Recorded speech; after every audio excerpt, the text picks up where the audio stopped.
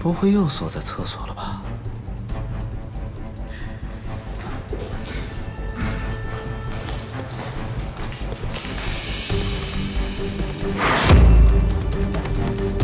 锦溪，锦溪，锦溪，锦溪，怎么了？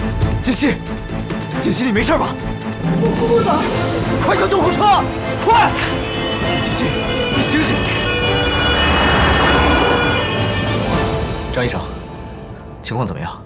啊，顾少，请放心，病人没事的。没事，没事，为什么到现在还没有醒过来？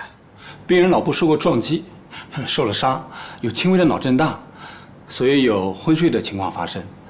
不过阵子他自然会醒来，顾少不要担心，他脚踝上的伤自然会痊愈的，休息几天就好。脑震荡需不需要什么特效药？哦，他只是轻微的，不会影响大脑的功能。行，谢谢您，张医生。您不要客气，我们是应该做的。那我就出去了。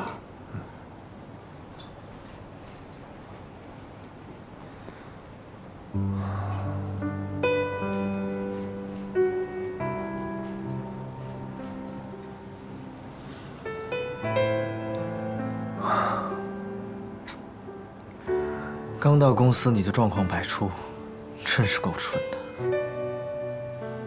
我已经派人把少爷和少夫人接回来了，少夫人的身体没有大碍。哦，对了，沈医生说，最近这段时间他会每天来给少夫人做检查。他说少夫人恢复得很好。